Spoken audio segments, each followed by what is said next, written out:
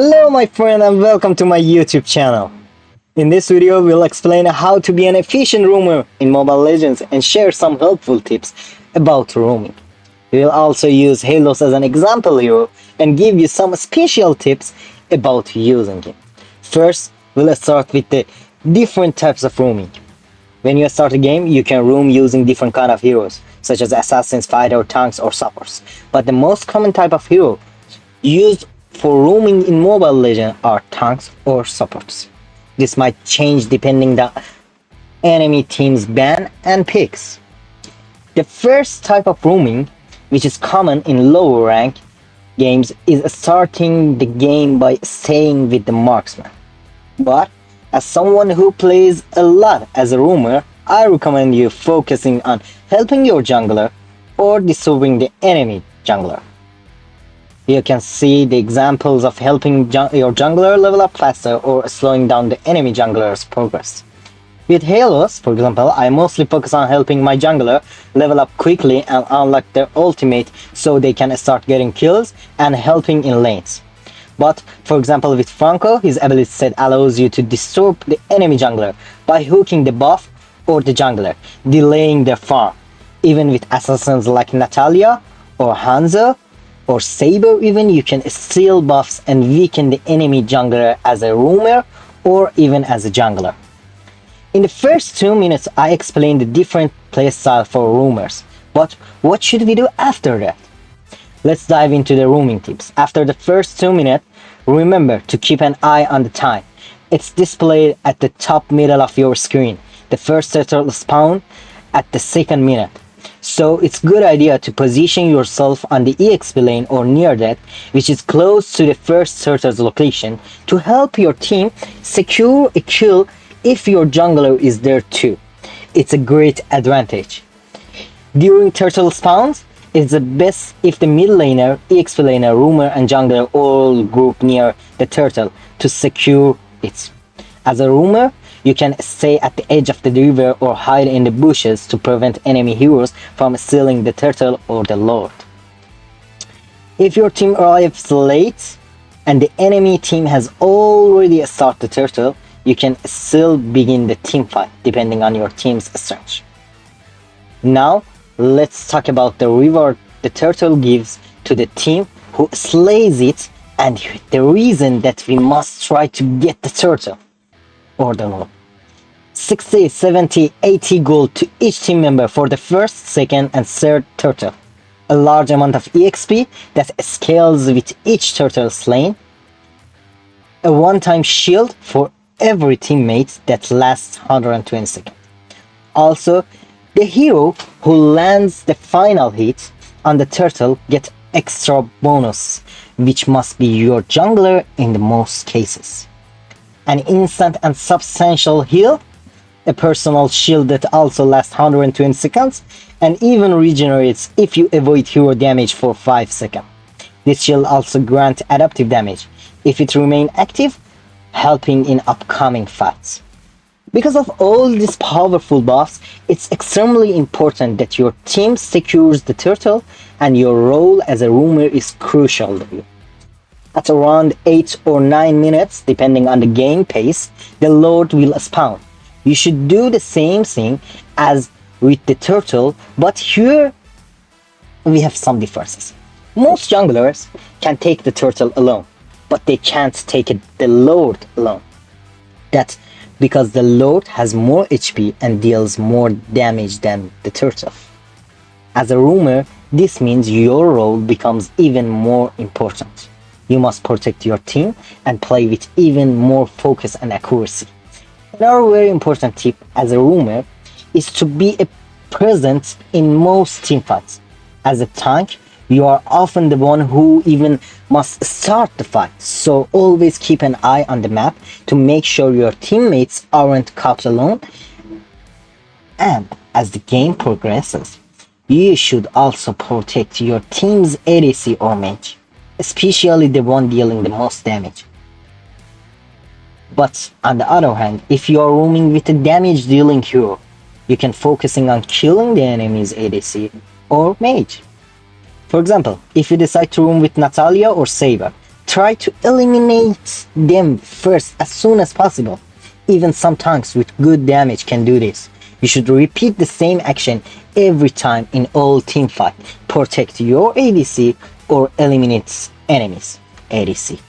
Now that you know the basic rules and strategies for roaming in Mobile Legends, it's time to learn a few more tips. This time using Hylos, one of my favorite roamers, but to use him effectively, you need to know some details and comparisons. Hylos has 2600 HP, which is not highest among tanks, but still above average. For comparison and better understanding, I can say the highest HP belongs to Minotaur, which is 2750. The average tank HP is about 2500. For example, Tigreal has 2581 and Belleric has 2460. But what's special about Hylos is his HP origin, which is 18.4, far above the average. The average is 8.4. It means it is far above that. On the other hand, Hylos' physical defense is 17, which is slightly below average, just like his physical attack. But that's understandable because Hylos deals most of his damage through his second skill, which causes magical damage. Now it is time to talk about Hylos' skills and how to use them efficiently during the game. Hylos' passive skill is that he gains 1.5 extra max HP for every 1 extra max mana he has. Also, when he runs out of mana, he can use his HP to cast skills instantly. This makes Hylos very tanky and sustainable in fights. Hylos' first level gives 50% movement speed to him, and his next basic attack, within 3 seconds, deals a damage between 300 to 550 plus 80% of total magic power. Knocks the enemy back and stuns them for 1 second. This counts as skill damage. The extra movement speed quickly decays and ends after using the empowered basic attack. Hylos' second skill helps him to release a ring around him that deals between 100 to 300 plus 20% total magic power per second to nearby enemies. It also slows their movement by 4 to 6% and reduces their attack speed by 7.5% until 50% for 2.5 seconds, or up to 80 seconds. Each stack increases the damage enemies take from the ring by 5% to 20%.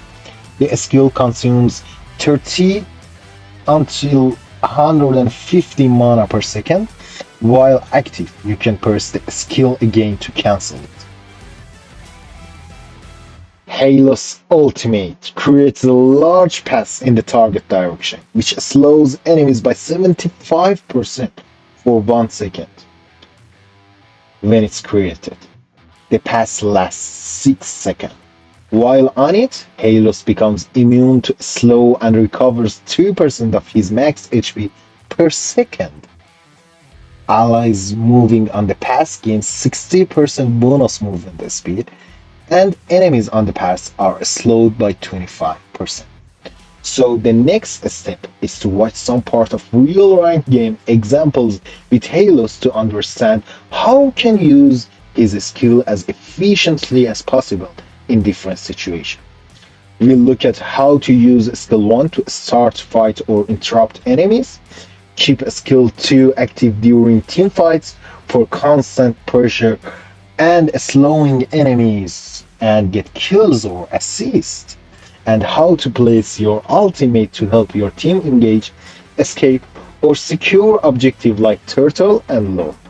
These real game situations will show you how to make the most out of Hylos' potential as a roamer and how to make better decisions based on your team's needs and enemies' positions. Another important thing you need to know is about emblems and items, especially when play as a roamer with Hylos.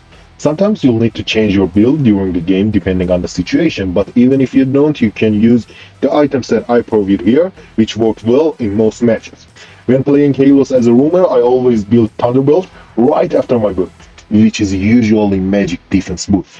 I use Thunderbolt because it gives 800 HP, 15 physical and magical defense, plus 20 movement speed, and its passive is super useful for Hylos. It gives extra physical and magical defense, adds damage, and even slow enemies after basic attacks. So, it's like a complete package, great for survivability and crowd control. After that, I go for Clock of Destiny to increase my magic damage, plus it gives HP, mana, cooldown reduction, and it has a passive that increases HP and mana regen when they are under 50%.